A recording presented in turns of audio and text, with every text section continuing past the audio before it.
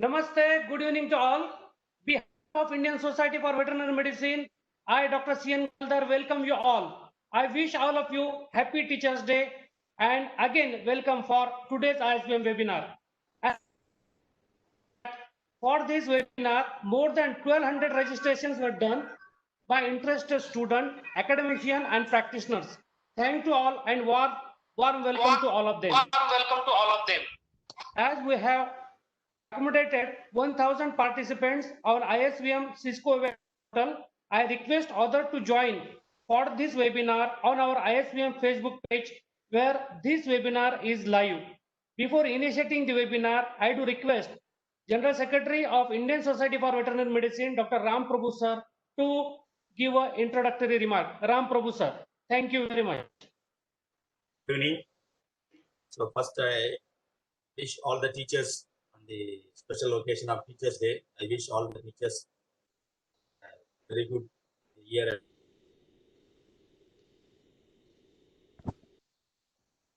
On vaccination for dogs Audio and cats, problem is there? recent advances and guidelines. Is it not audible, sir? Hello? Now it's audible now. Yes. So today's webinar is on vaccination for dogs and cats, recent advances and guidelines. And today's lead speaker is Dr. H.A. Upendra, Professor and Head, Department of Veterinary Medicine, Veterinary College, Bengaluru. So he is a leading practitioner, one of the leading vet practitioner in Bengaluru. So he had vast experience in handling clinical cases of dogs and cats. He is also an expert in poultry medicine also. So I welcome Dr. Upendra for today's webinar. Thank you. On behalf of ISCM, I welcome you, sir. Thank you. And I welcome all the teachers, PG students, UG students for today's webinar. I also welcome our knowledge partner, Zydus Animal Health representative Dr. Sujit Kumar is also one of the coordinator for this program. I also welcome my colleagues, Dr. Galdan, for today's program. So I welcome one and all for today's program. Thank you. Thank you, Ram Prabhu sir. Thank you very much. Before starting webinar, I would like to introduce about Dr. Upendra sir. Professor H. Upendra is teaching faculty at Veterinary College, Hebbal, Bengaluru, and presently working as head of medicine, Veterinary College, Bengaluru, and head Division of Veterinary Clinical Sciences, KVFSU, Bidar. He is also served as Director, Institute of Wildlife Veterinary Research at Kadgu, Karnataka. Dr. Upendra is involved in teaching and extension activities in field of veterinary medicine for last 38 years. Dr. Upendra guided more than 25 students for their master's and doctoral program. Upendra has extensively worked in areas of small animal medicine, wildlife medicine, and poultry medicine, where he published 80 research papers, 3 books, and numerous scientific articles in national and international journals.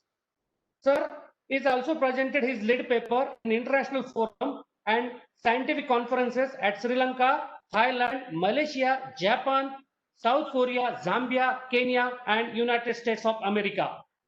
As far as the awards are concerned, sir is recipient of Best Veterinarian Award from Karnataka Veterinary Association, US Gold Medal, ISBM Appreciation Award, ISBM Gold Medal, Par Excellence Award from Rotary Foundation.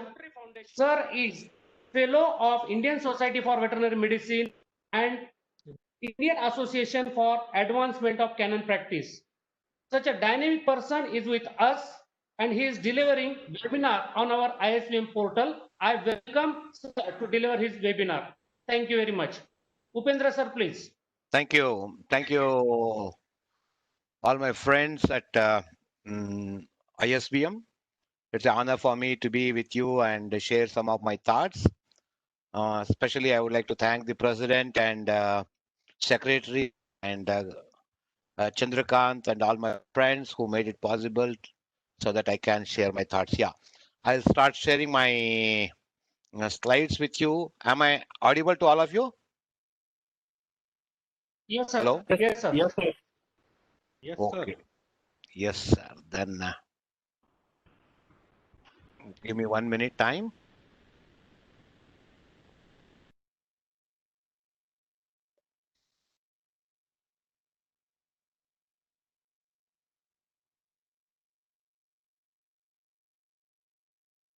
Okay, all my friends, today for the webinar, we are talking about the vaccination for dogs and cats, recent advances and the guidelines. Before I start this one, definitely I would like to wish all of you a happy Teachers' Day, a great teachers who molded us, and we are responsible today to this extent because of the skill what they shared with us, the knowledge what they gave it to us. I also would like to remember my Temple of Learning, Veterinary College, Bangalore. Those of you who have not come to Bangalore, in case you are not come, please come and you can see our college. We have a little bit of facility. This is the college. This is where I actually learned veterinary medicine, and also this is the place where I am sharing my knowledge. So to come to the topic, science of vaccinology in small animal is very dynamic. Dynamic in the sense it is changing. If I see, as somebody introduced me to now, Chandrakant, last 38, 39 years, I'm in the practice, and yeah, the vaccinology has changed quite a bit. For example, the species that was involved earlier in small animal, it was only the dogs that used to be vaccinated, and never people thought that the cat should be vaccinated. So cats also started getting vaccination. Then the type of animals covered also changed over a period of time.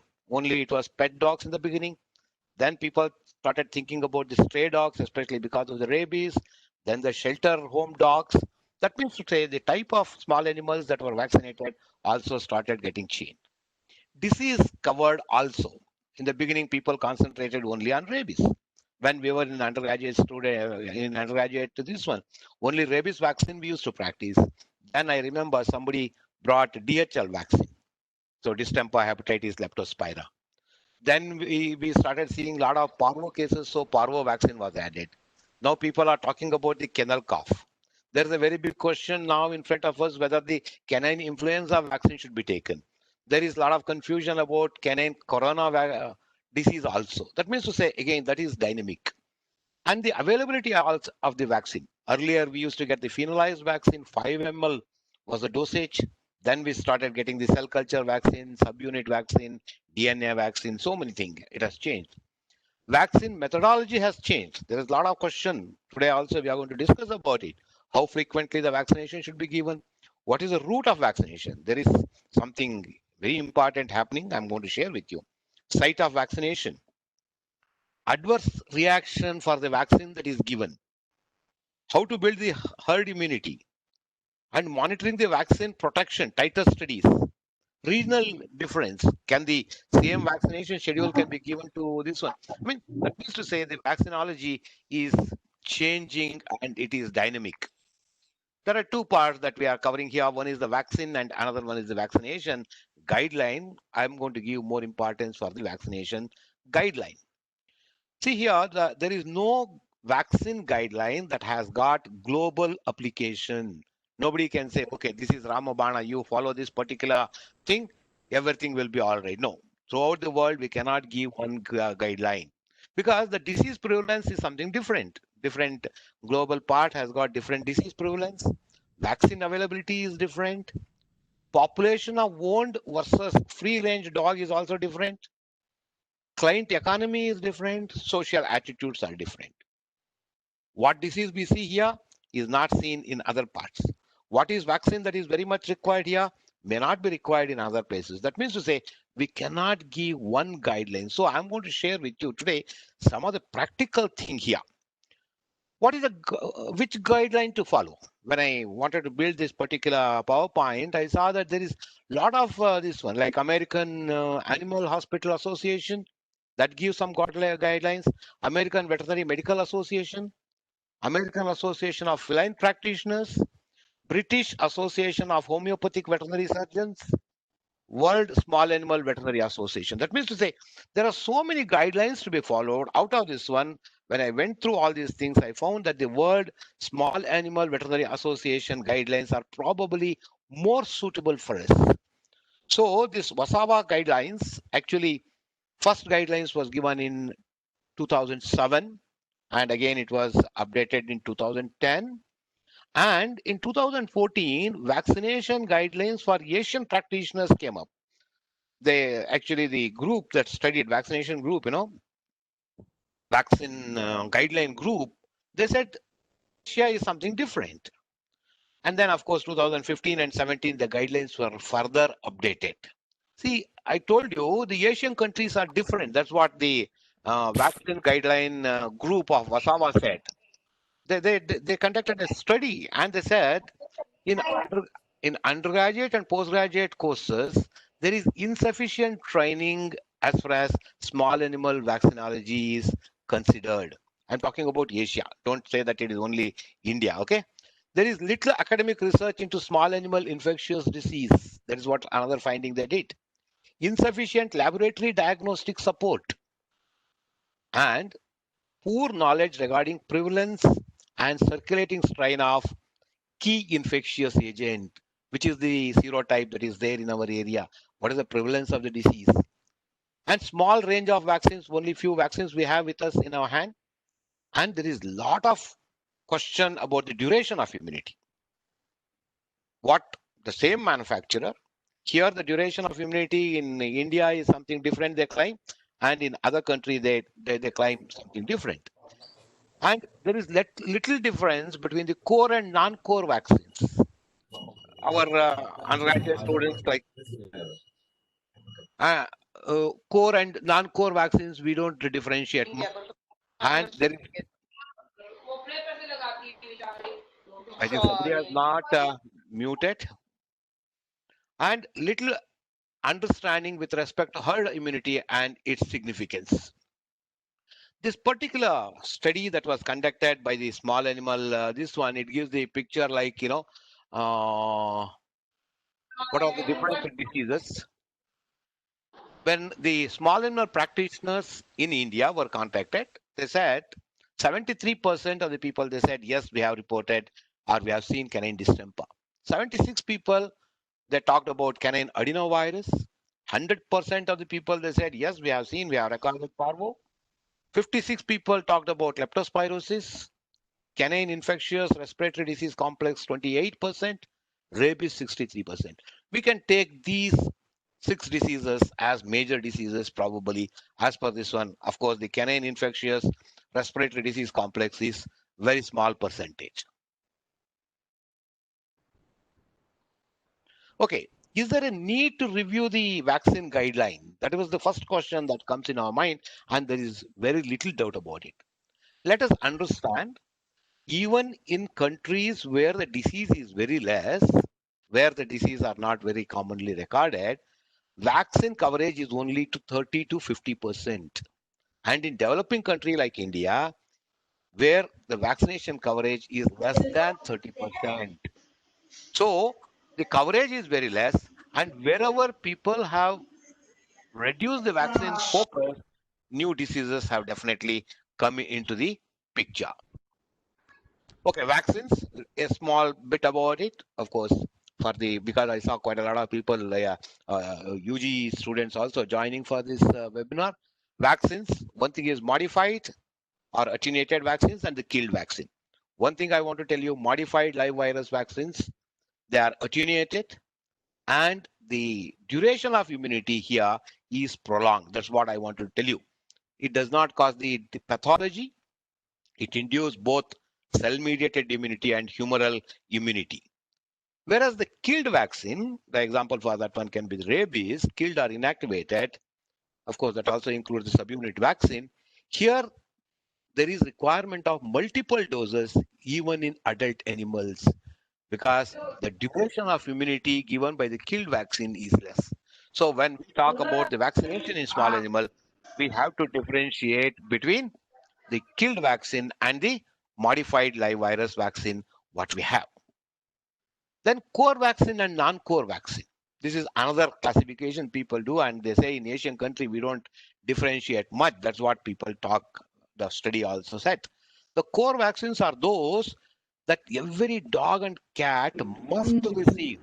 Must, please understand, must receive to get the protection from prevalent disease. But non-core diseases are that might be administered to individual animal. That means to say, core vaccines are very much necessary to be given to every animal, whereas non-core vaccines are the one which may be given. What is this?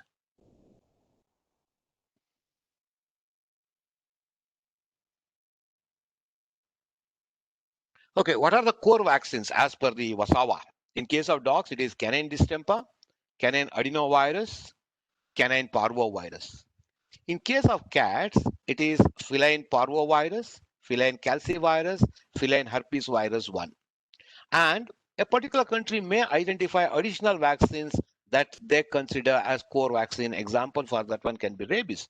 In a country like India, I feel rabies should be considered as a core vaccine because we need to go for global elimination of canine rabies by 2030 as per OIE. Rabies is quite this one. In the beginning, I gave you the list, which are the different organizations, which give the guideline. Some of them also say rabies should be there. Now, puppy vaccination with core vaccine. Puppies, core vaccine. First thing we should understand is the maternal antibodies gives protection for about 8 to 12 weeks of age. After the birth of the puppy, first 2 to 3 months, 8 to 12 weeks, maternal antibodies will be there. But puppies with poor maternal antibodies are vulnerable. That means to say a big question comes in our mind whether we should wait up to 8 weeks of age. And no single primary vaccine will cover all possible conditions. We have a lot of practitioners here with us. What I'm giving you is only a guideline. You have to change the guideline as per the requirement. So, hence start the vaccination at 6 to 8 weeks of age. Then every 2 to 4 weeks until 16 weeks. This is what the thumb rule probably we can keep. Start vaccination at 6 to 8 weeks, every 2 to 4 weeks. Then you go up to 16 week.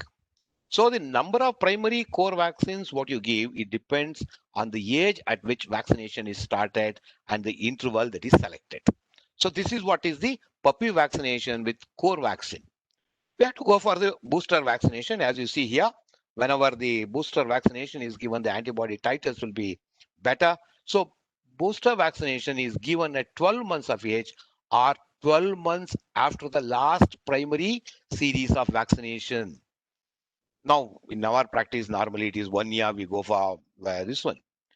Revaccination of adult dogs gives protection for 3 years. Please understand here, what I'm telling you is the guideline. It varies.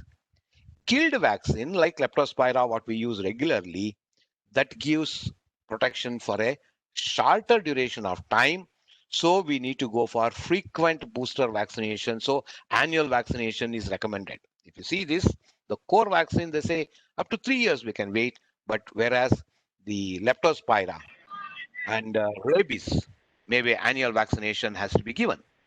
So I have selected here what the core vaccines for the Asian practitioners. Let us not talk about this one. If you want, I can show the slides. But canine and feline vaccination guidelines, 2017, the recent one. For Asian, this one, the vaccines like canine parvo, distemper, adenovirus, as far as the dogs are considered, then FPV, FCV, and FHV1. For these vaccines, puppy or the kitten vaccine, it starts at 8 to 9 weeks of age. That is the first age at which you have to give. There is recommendation. If the country where the problem is more, we can even shift it to 6 weeks. So 6 to 8 or 9 weeks, the first vaccination to be given. And then the second vaccination is to be given at 16 weeks of age. And booster vaccine should be given at 12 months later or at 12 months of age. This is the vaccination that is recommended for. And then adult animal vaccination should be once in 3 years. practitioners, please understand this particular thing once in 3 years. Unless we go for the serum titers, we cannot stick on to it. Okay. So we'll talk about the serum titers. Otherwise, it has been found that it can give protection up to 3 years of age. As far as rabies is considered, first dose to be given at 12 weeks of age. And the vaccine guideline group of Wasawa, they recommend that in high risk areas, a second dose may be given 4 weeks later, 12 weeks, followed at 4 weeks later, and carry a 3-year licensed duration of immunity in most countries outside the Asia. So, but annual vaccination is advisable in Asian countries. So 12 week, 4 weeks later you repeat, and then every year. That is the guideline that is given by Wasawa 2017. Coming to other vaccines, non-core vaccines. Here we have to focus mainly on Leptospira. That is the one what we use. Apart from it, the non-core vaccines happen to be the canine infectious respiratory disease complex, feline leukemia virus, Bordetella. Use according to the manufacturer's recommendation. Generally, 2 doses, 2 to 4 weeks apart, should be given for the puppies or the kittens. For example, Leptospira vaccine, 2 to 4 weeks apart, we have to give 2 doses, and then we have to go for annual vaccination. Non-core vaccine normally is given every year. There are some diseases where like the leukemia virus, where they say the duration of immunity is more. Of course, we don't use that one. For Leptospira, so we can say we can give 2 doses, 2 to 4 weeks apart, and then go for annual vaccination. Vaccination in shelter environment is something different. The puppy what is there in my house and the one which is in the shelter home is different, because the dogs and cats what we see in the shelter environment is they are from different source, and there is no vaccination history. We don't know whether they are vaccinated, whether the maternal antibody is there. We don't know anything about it. And in the shelter environment, there is high population turnover and high infectious disease risk. That's another thing that determines what should be the vaccination schedule. And for puppies and kittens entering a shelter, core vaccination may be started as early as 4 to 6 weeks of age. I'm not contradicting my statement here. I told you the first vaccination used to be at 8 weeks. Maybe in India, we can go for 6 weeks. But because we don't know, the turnover is more of the population, disease is more. They say you can go at even at 4 to 6 weeks, and every 2 weeks we need to go on giving the vaccination till the puppy or the kitten reach the age of 20 weeks. Every 2 weeks, we need to look at the economics. And what about the rabies vaccination for the animal that come into the shelter environment? It is as per the local recommendation. The best thing, probably you don't know what is the vaccination that has happened there. So best thing is, as the a puppy is brought to your shelter, go for rabies vaccination, and then probably you can give one more shot at the time of discharge. Coming to the topic of adjuvants here. I'm not talking here about why the adjuvant is used and other thing, but adjuvant is mainly used in killed vaccines. So killed vaccine contain the adjuvant, and they are the main culprit for the post-vaccine reaction. So we need to be careful about it. There is a lot of discussion that is going on. What is the type of adjuvant we should use? Should we use adjuvant? These are the questions that is there in front of us. So simultaneous administration of even 2 to 3 adjuvant can overcome the genetic resistance to autoimmunity, and it can impact the central nervous system by changing the gene expression, impairing brain development and immune function. And especially this is seen in young animals. When I come to the vaccine reaction, we'll talk more about it. Then we are vaccinating our dogs. Big question that is there in front of us is, are we over vaccinating our puppies? Should we do something more about it? That's a big question. And one other thing people say is protect your dog with tighter tests. All the guidelines, what we say, okay, you vaccinate now, repeat every 2 weeks, give up to 16 week, 20 week, all that one is one part. Another part, what they say now in the world scenario is go for the titer testing. Go for the titer testing and then you use the vaccine if it is required. We'll see about it here. The vaccine titer are the serum antibodies. Why we should do is to know the immunological status of the animal against a infectious disease. We will know what is the immunological status of the animal. Based on the vaccine titer, we can also say whether the booster vaccination is needed or not. And vaccine titer also talks whether the vaccine what we have used gives the protection, has given the protection to the animal or not. And whether the animal is immunized properly. They say normally about 90 to 80% of properly vaccinated dogs and cats develop good measurable titers. So vaccine titer is something we need to do, and there is still a lot of vacuum here in India. We don't have a lot of place where the vaccine titers can be done, and it cannot be done for all the diseases as I know in India. So the serological testing to monitor immunity in canine vaccines, there are rapid and simple in practice serological kits that are available. 2010 itself is available for canine distemper and adenovirus, parvovirus. But in India, I got a big question mark. I tried to find out where the titles can be done. Very little information I could get. And whatever the work that is done outside, they say the kits complement the traditional laboratory-based tests like the virus neutralization test and HI test. That means to say the kits, once it comes, yes, it can be used. And kits remains relatively expensive. And at present, testing costs more than the cost of vaccine itself. If you get positive test, okay, the animal is protected. Negative, there is no or little antibody. We need to go for revaccinate the animal. False negative is also there. So serological test is one tool probably we can use over a period of time when it is available everywhere. We can go for it. And then probably the vaccine schedule will change definitely. So what is the protective titer? You know, serum vaccination titer, there is no clear conscience on the protective titers also. What is the protective titer?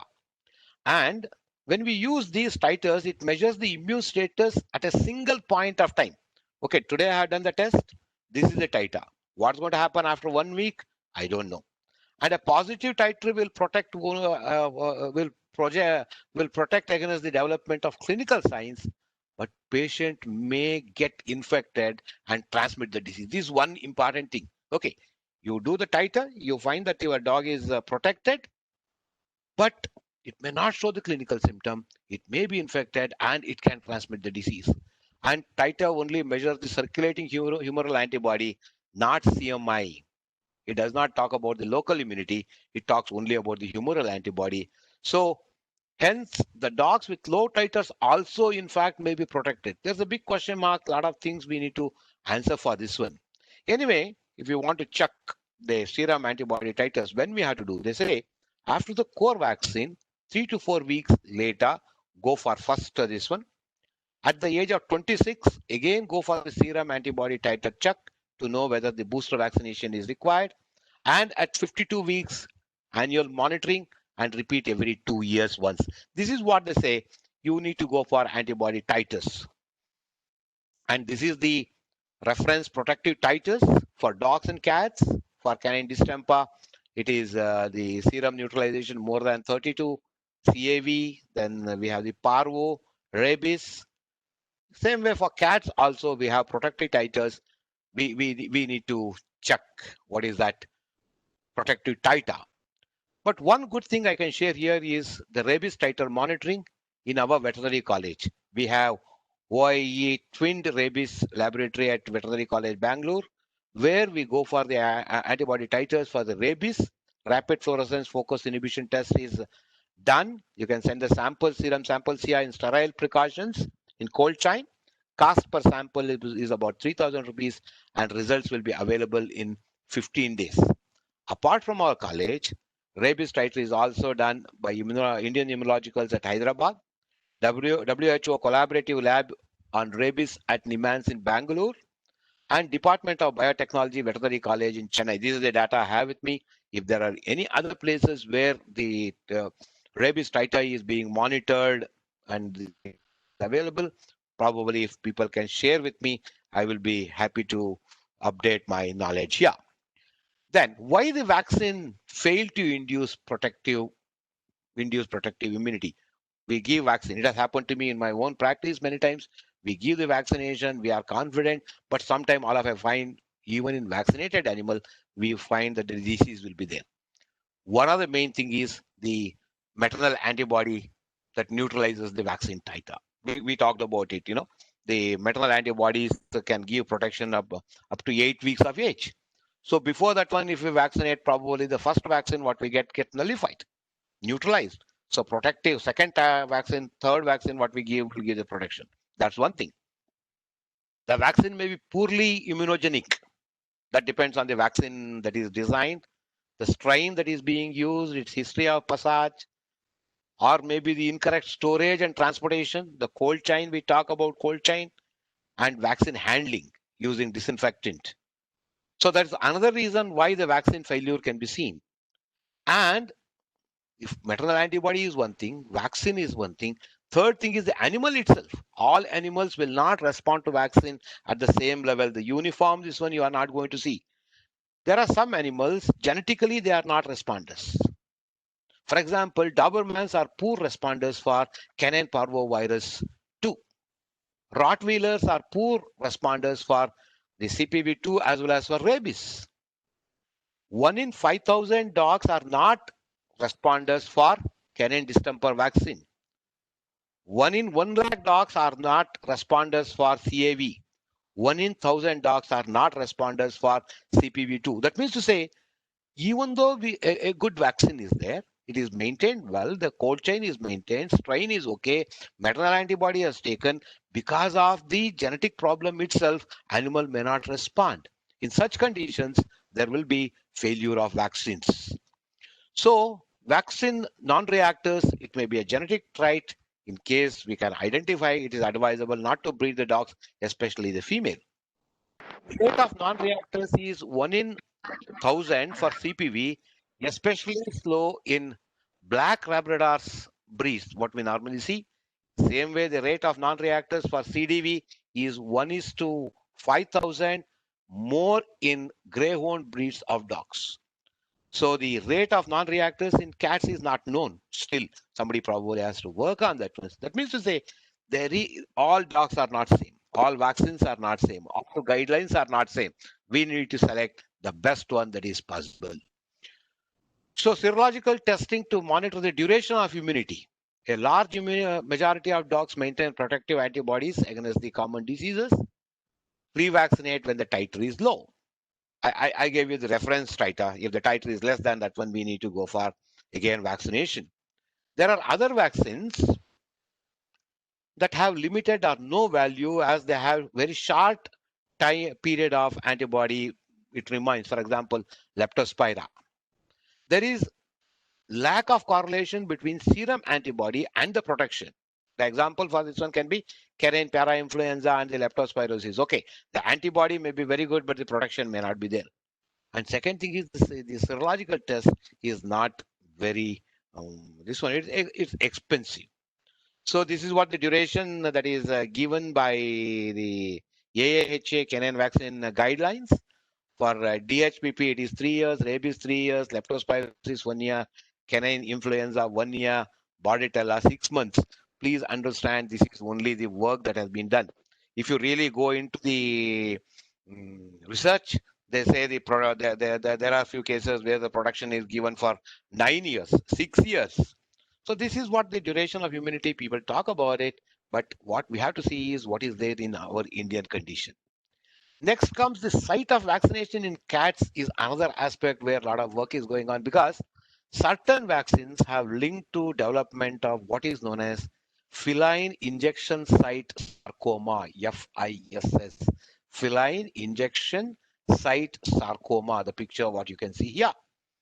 Current estimation of prevalence of this feline injection site carcinoma sarcoma is 1 in every 5,000 cats or 1 in 12,500. Sorry, the number is this one vaccinated. And this is more so where the adjuvant is used. FISS is more commonly encountered with adjuvant. Adjuvant is the main thing here, and even in the rabies vaccine where that is used. Pathogenesis remains unknown, but they say there is chronic inflammatory reaction. And when we go for vaccination at the interscapular region, that is where commonly the feline injection site sarcoma is commonly seen. So they say you change the site of the vaccine itself. So non-adjuvant vaccines are good for cats. Vaccines where adjuvants are used, this problem is more. And vaccines, when it is given by intramuscular route, it causes this FISS. So better you go for subcutaneous.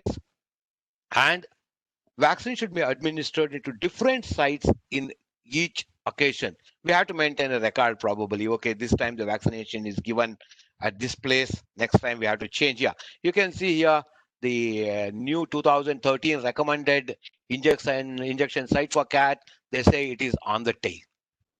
Why they say is in case there is this sarcoma that develops, operation becomes very easy. They say don't give the vaccination here. The red mark, what is there? Don't give the vaccination. Use the vaccination here lower down. Okay.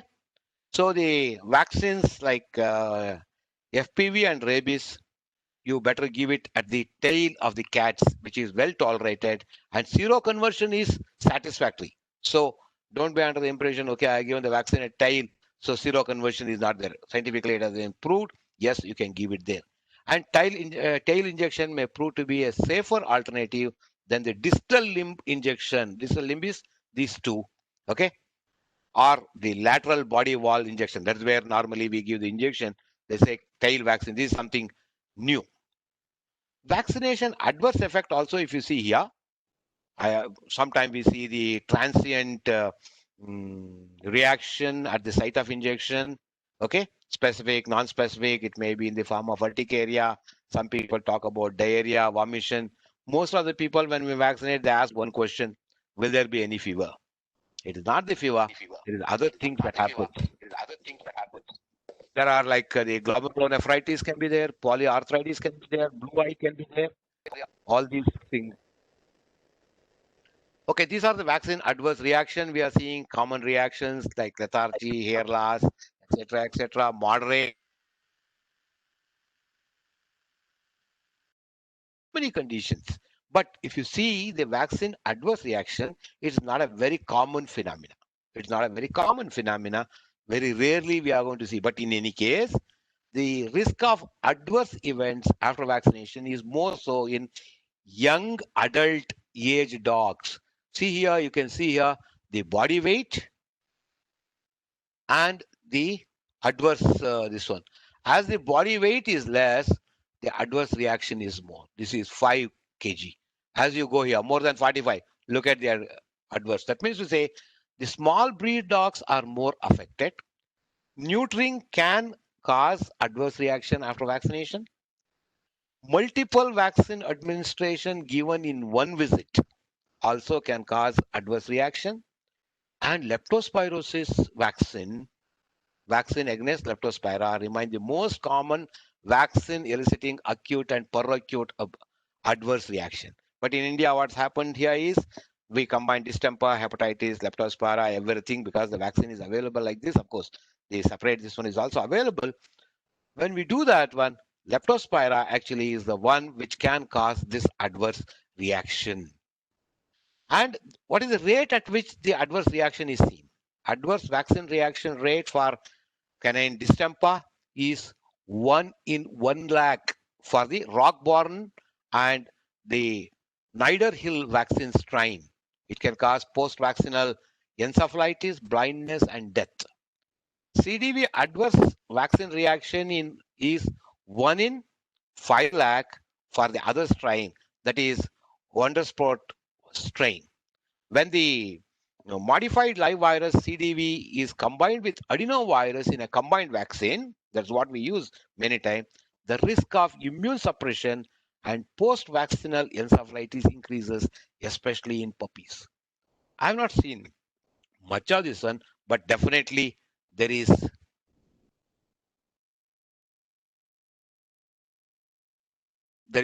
report about vaccine adverse reaction. In rabies also, we have seen the side effects or the adverse effect, the swelling at the site of vaccination. We have seen few mild allergic reaction. We have seen low grade of fever, decreased appetite, lethargy, sneezing, coughing, and anaphylaxis, which can be life-threatening. Then comes the question: vaccine dose. Does it really matter? MLV vaccines induce their immunogenic effect that are not based on body mass or body weight. So, whenever we talk of MLV vaccine, it is not the body weight.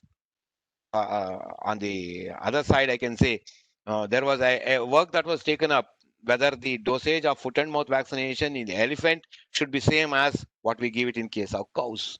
There also we found that okay, body mass or the body weight is not the main thing. So there are some people talk about the vaccine dosage. It's a small puppy. Can we go for half dose vaccine? It is not so.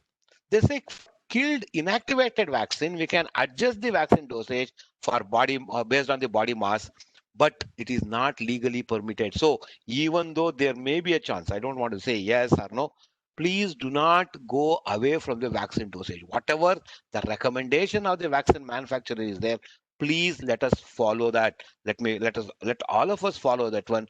If somebody says it's a small puppy, I use half dosage, it's a big thing, I give double dosage, all that one is unscientific. And coming to the different disease and the vaccine and the strain that is being used, the modified live virus canine distemper virus vaccine do not shed vaccine virus apparently, but the CPV vaccine shed vaccine virus for about 3 to 4 days post vaccine. We have to keep this one in our mind. CAV1 we are not using here because there is antigen antibody ocular immune precipitate. So it causes the blue eye syndrome. CAV2 gives cross protection. Kennel cough vaccine are not 100% effective. Canine influenza vaccines not generally recommended. Yes, there are vaccines are available in US and other thing. I think it is H3 and N8 or something like that. That vaccine is available, but it is not generally recommended here. Canine monocyte ehrlichiosis vaccine is at the research stage, and vaccines which are not recommended is for canine coronavirus. Now, moment we talk of corona, even today's paper I was reading, there is a lot of demand for corona vaccination. Pet owners are quite disturbed and they are bringing their animal, and very, very clearly it is said canine corona virus, what is there, and the COVID-19, what we have. So the corona one, which mainly causes the gastrointestinal problem in case of dogs, cats, and other species, it is totally different. Corona vaccine is not recommended. It's an optional vaccine. I know there are some practitioners which are using this corona vaccine based on the particular condition, based on the owner's request. Vaccine is available, people can go for it, but not really recommended unless the situation warrants it. Then coming to the age and route of vaccination is another thing. The earliest age for safe vaccination in puppies and kitten is 6 weeks of age. But there are some time we may have to go for vaccination at very early age. Earlier, we used to talk about the human measles vaccination for canine distemper in very young. This one telling that it gives protection against the maternal antibodies. We can start early. But it has been found that the human measles vaccine is not going to give protection against this one because the virus titer there is very low. There are vaccines that are available, especially for the canine, this one where the measles vaccines are there, that is being used by few people. But the last puppy vaccination for full production is at 16 to 18 weeks. And for kittens, it is 12 to 14 weeks. Route of vaccination is also important. Normally, people go for the subcutaneous or intramuscular route. Now, a new thing that has come is the intradermal vaccine route in rabies vaccine that is being used in human beings. I'll come to it. Kennel cough, you can go for the intranasal route or the oral route, but it is found that the intranasal route causes hypersensitivity reaction more. So even for the kennel cough vaccine, oral route is the one that is being used. I was talking about the route of vaccination, intradermal delivery of vaccine. There is potential to increase the vaccine effectiveness, increases vaccine access, reduces the cost, and ease the logistic burden of immunization program in low resource setting. A less invasive alternative to conventional subcutaneous or intramuscular injection. Actually, this is being used in human beings, and work has been done even in veterinary field, even in our college, veterinary college. Rabies vaccine intradermal. Actually, one of my students area because the results are very good here. What are the advantages we have when we use this intradermal? WHO promotes the use of intradermal administration of modern cell culture rabies vaccine. The intradermal administration offers a equally safe and effective alternative to IM vaccination, they say. Multi-site intradermal administration of rabies vaccine reduces the cost of post-exposure prophylaxis by 60%. That means to say the cost of vaccination, rabies vaccine, what we are using, will be reduced when you go for intradermal, and they may not be very far off when the rabies vaccine is given by intradermal route. So this is the a bit of it. I don't want to go deep into it. You can see some of the photo here in our university. For the human beings, also the intradermal anti-rabies vaccine is given. You can see our dean himself taking the vaccine.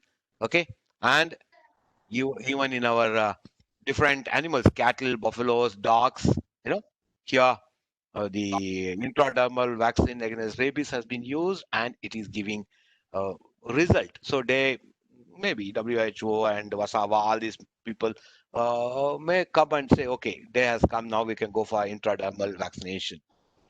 Another one point I want to tell you is the hormonal status of the animal, what it causes. Avoid vaccination as far as possible just before estrus, during estrus period, during pregnancy and lactation. It has been found if the vaccination is giving these during this period, the titers what we achieve will be less.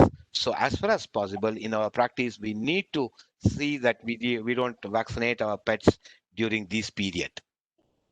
And the WHO, sorry, the Wasawa vaccine guideline, they have given the handling of vaccine, especially in Asian, this one, they have studied and they said, these are the handling of vaccine should be made popular here.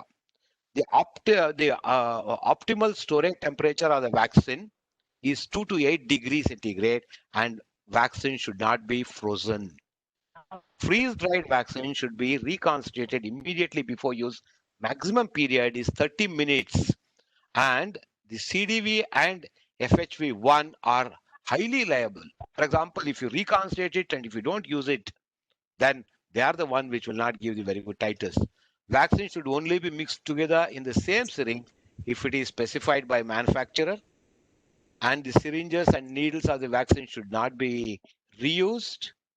At least for the modified live virus vaccines, vaccination injection sites should not be sterilized with alcohol. This is again a big question mark. What's going to happen with alcohol? Alcohol is going to evaporate in matter of 2 to 3 seconds. Okay, and this one, but this is one of the recommendations they say. But on the other hand, the same this one also say with all aseptic precaution we have to vaccinate. So we need to be this one and see that the vaccine should not be outdated. It should be expired vaccine. Definitely will not give. Don't be under. Let us not be under the impression. Okay, it is expiry date is only 15 days back. I seen only 1 month back it was expired. Let me use it. If we do that one, probably the titers what we are going to get will not be enough, and we will not be able to doing the justice. The new vaccines, not necessarily in India, is Bordetella vaccine is one thing for oral administration. Leptospira vaccine containing multiple geographically relevant serogroups. It's not, for the whole world, it is not the same serotypes. That's one thing. Canine influenza vaccine licensed only in USA. H3N8 and H3N2 subtypes are being used. And canine immunotherapeutic vaccine for the malignant melanoma administered by high pressure transdermal injection device. and the canine leishmaniasis vaccine in Brazil. Recently, it has been withdrawn from the market. These are some of the new vaccines. What we have probably a lot of work need to go about it. So, friends, this is what I wanted to share with you. If you look at this particular slide, I don't know how many of you will appreciate what is there in the slide. Only if can respond, probably you will say, first it looks like rock with eyes. Then when you look deep, you will see the horses. If you again look more, you will be able to count the horses. And if you count, you start with 1, 2, 3, 4, 5, you count and say, what I want to tell you is the more you look for, the more you discover, more you give importance, more you study. There is a lot more is there. Whatever I try to give it in last 45 minutes is just some guidelines. Okay. So vaccinology is a very big subject. The practical aspect is only the thing I tried here. Thank you so much for giving me this, especially. I thank all of you who took time on a weekend, 1 hour, you are with me to share knowledge, and definitely we can interact and let us be wiser. That's what I want to say. Thank you so much. Thank you so much. Thank you, sir. Excuse me. Thank you. Thank you. It's really wonderful lecture, sir. The comments available in the chat box, it means Chat. appreciate the lecture. It's in chat box, what are the audience are there? Am I Okay. audible to all? Yeah, you are audible to me. Tell me. Yes, sir. Comments in chat box, they are appreciating your presentation. All they are telling, excellent presentation. They are getting new Okay. knowledge as far as the recent development of the vaccines are concerned, sir. Okay. Yeah, sir, there are some questions. Shall I take it quickly? Yeah, sir, please. Yeah. Sir, from Dr. Juhi Gupta, what is adjuvant and why use this adjuvant in killed vaccine? Okay, I'll go back to the slide itself. I did not talk much there. Adjuvant is the one which definitely is going to, if you want to really increase the titer, you need to go for the adjuvant. Okay, that's the reason the adjuvant is being used here. See here, the adjuvants act to accelerate, prolong, or enhance the specific immune response. And this is being used in killed vaccine because, as you see, the modified live virus vaccine, they multiply. I had to go back to another slide where I talked about it. Modified live virus vaccines, they multiply and they give the protection. But the killed vaccine, here the antibody titers what we get will not be as comparable with the modified this one. So when you use the adjuvant, actually it's going to help. For the adjuvant, people use the aluminum salt and other thing. There is lot of safety concern that is being used nowadays. One thing is the adjuvant, another is the mercury based this one, the preservatives. These adjuvants help in improving the antibody titers, but they are the one which are responsible for the vaccine reaction what we see. I think I answered that question. Next one, sir. Hello. Thank you, sir. Hello. Hello, sir. May I come in, please? This is again second question. What is ideal time is required between vaccine and deworming? Here actually 15 days before vaccination, you have to complete the deworming if you want to see the very good titer. So deworm the dog, give 15 days, that is the ideal time, then go for vaccination. Have I answered that question? Yeah. Why it is necessary to give on a scheduled date? What will happen if we give next day or if our scheduled date is going to be missed? What is going to happen? See, my practical this one, I'll tell you, this is the guideline. We need to go for vaccination. Let us say a particular this one. 1 day difference, I think it shouldn't make any difference. Practically, it should not make any difference. Instead of Sunday, if the client comes to my clinic very next day, I'm not going to shout at him because it is not going to give much. See, the titer, if you see this, the booster vaccination, when we give, the titer will increase, one day it should not make any difference. But if you miss the titer, a particular vaccination, if you miss, the titer which had gone actually starts coming down. Then the second time when the booster vaccine, when you give, that also will not give the same protection. That is the reason we have to go for it. All this one is scientifically proved. What should be the vaccination? This one, primary response, when it starts, the secondary response, how many days it takes. Based on that one, that is fixed. Yes, sir. Yes, sir. There is again one question. What is risk of vaccination in pregnant bitches, sir? In pregnant animal? Okay, I talked about it in pregnant bitches. One other thing, what they say is the antibody titers, what you're going to get will not be very good because of the hormonal change that takes place. That's one thing. And the reaction may not be associated directly with the pregnancy, but the antibody titers, what you're going to see, will not be as what you expect. That's all. It's not advisable. Again, Yes, sir, what is post-bite vaccination guideline in small animals? Okay, this is what we are practicing in our practice. All of us post-bite vaccination we do.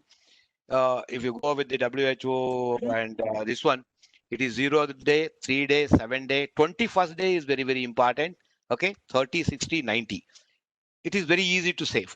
Okay, 0, 3, 7, 21, 30, 60, 90. It depends on the type of bite. Where is the bite? Actually, the WHO, if you see, they classify the bite wound type. I mean, grade 1, grade 2, grade 3. Based on that one, the vaccination has to be post-vaccination has to be taken. That's number one. Second thing, the work has been shown only post-vaccination may not be very effective. We are giving post-bite vaccination. Yes, we are giving it.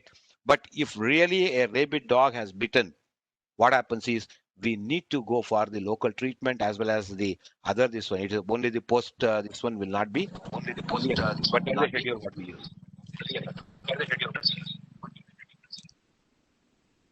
Yes, sir. Yes, sir. Hello. Yes, sir. Hello. Next question shall I take, sir? Yeah. Sir? Yeah. How and why vaccine provide more titers during estrus, pregnancy and lactation? No. Can you repeat? I think there was a lot of this one. Yeah. How one? Why? How and why vaccine provide lower titer during estrus, pregnancy and lactation? No, to tell you very frankly, I have just read it. It is because of the estrogen. I don't know the mechanism. I need to find it out. That's all. I don't know the answer for that one. I read Yes, sir. the Next, estrogen. shall Let we me take next find out question, and sir? come back. If somebody is there, probably I will. If you have the email of that particular gentleman, probably I'll try to find out and send the answer to him. Right now, I don't have the answer for it. Again, sir, there is interesting question. Hmm.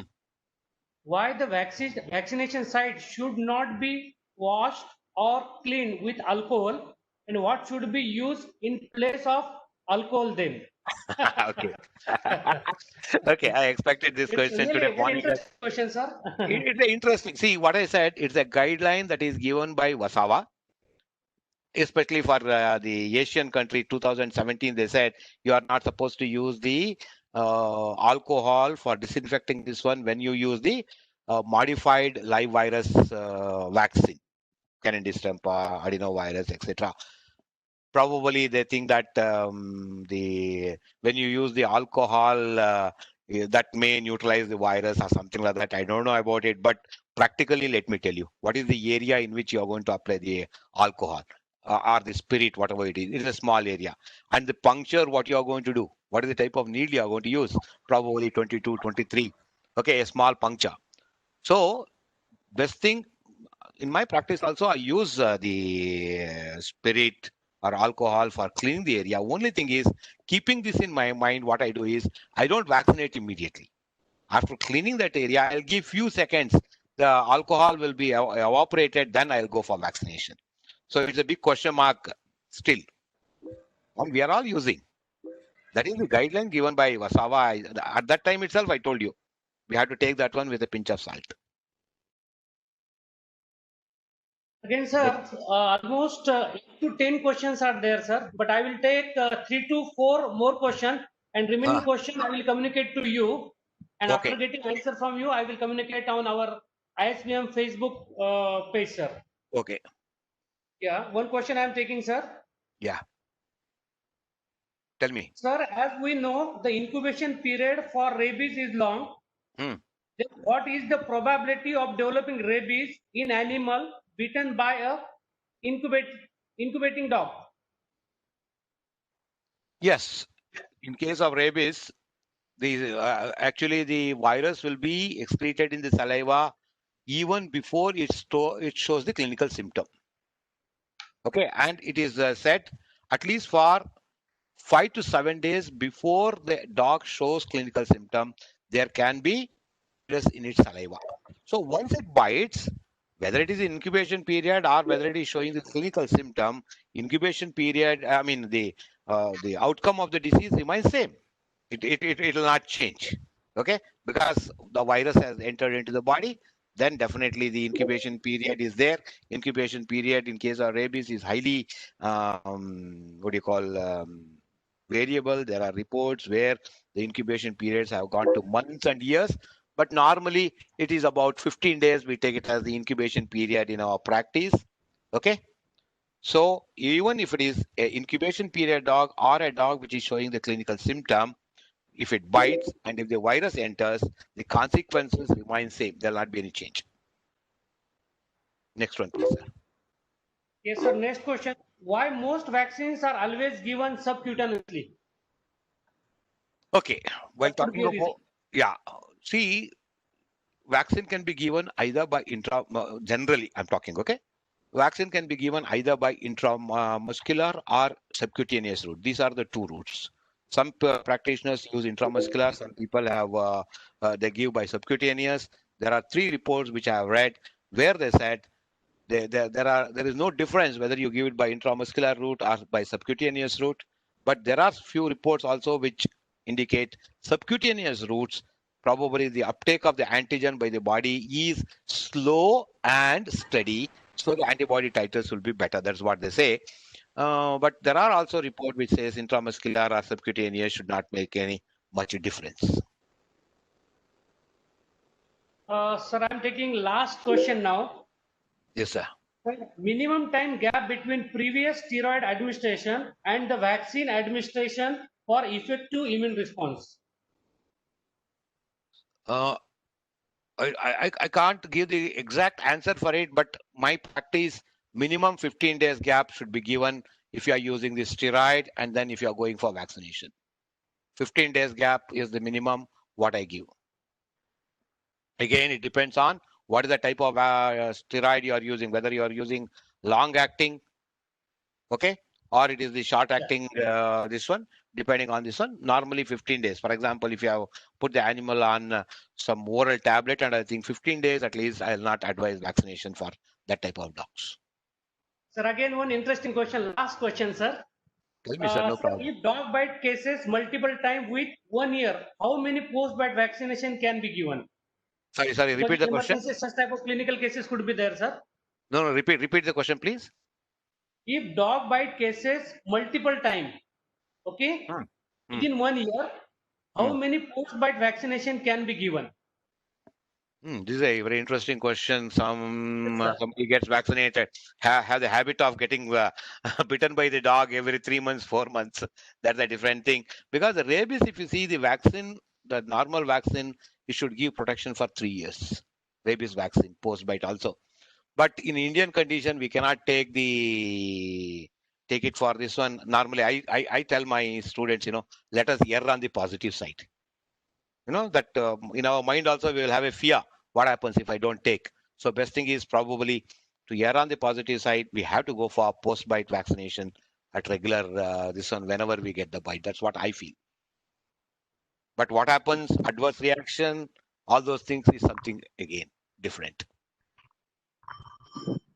Thank you, sir. Thank you very much for your presentation, and you have answered almost 80% of the questions which are available with me on the screen, sir. It Yeah. is really excellent presentation, and I would like to share some remarks from the participant. Yes, sir. Excellent presentation. Thanks a lot, sir. And special thank to organizing committee also for updating data about the vaccine and vaccination. It's really informative and excellent presentation. Such type of comments are there, sir. I really Okay, sir. congratulate you and Indian Society for Veterinary Medicine that such an important topic has been chosen, and it means delivered the webinar very interestingly, so that all the academician, student and practitioner, they are getting advantage from the ISPM webinar, sir. At the Thank you so last, much. sir, I would like to request Dr. Akhilesh to propose a vote of thanks. Dr. Akhilesh, please.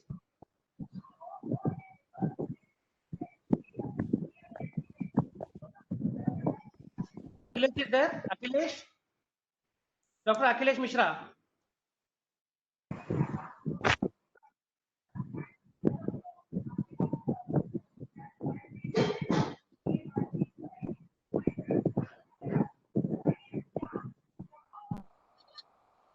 Hello. Yes, Akhilesh, good evening. Good evening, sir. Am I audible? Yes, Yeah, yes, you are yeah. audible and visible both. Yes. Okay, sir. Thank you very much. I feel privileged to be a part of this today's webinar and give opportunity to offer the vote of thanks. Before that, I would express my gratitude to all the teachers present at this platform and all the teachers who have been guiding force for many students throughout their life. And I would like to express my thankfulness to the today's speaker, H. Upendra sir. This of vaccination of pet animals is really of a very good and clinical importance. Sir has covered almost everything, right from how to give, where to give, when to give, what to do and what not to do, and what are the chances that may lead to failure even in spite of best effort in the vaccination. So certainly it is going to help all the people present at this platform in their routine practice. So I thank sir for the Thank you. wide coverage of this area and providing the every minute detail of the vaccination vis-a-vis the global standard of vaccination.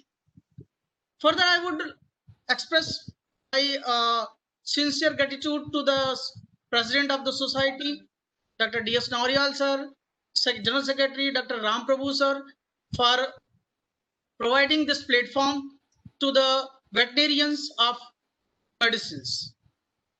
I would like to thank Dr. Galdar sir, the moderator, Dr. Nilesh Shindu sir, and his partner, Dr. Surjit Kumar from Zydus, Shankar Singh, and other the technical team associated with this webinar. Once again, I thank one and all. And at the end, all the participants are welcomed. And thank you for joining this webinar. Thank you. Thank you. Thank you, sir. Again, in next Saturday also, we are holding the webinar. Dr. Nagarajan sir from Chennai, he is the speaker. The details of the webinar will be updated on our Facebook, ISPM Facebook page. I request all the participants to join the next webinar also. Thank you. Thank you, sir. Thank you. Thank you. Sir, Thanks to everybody. Ram Sir, Prasad. thank you. Thank you. Thank you, sir. Prashant. Thank you. Bye-bye. Thank you. Thank you. Bye-bye, sir. Bye-bye. Namaste. I declare the webinar is over. Thank you very much. Thank you.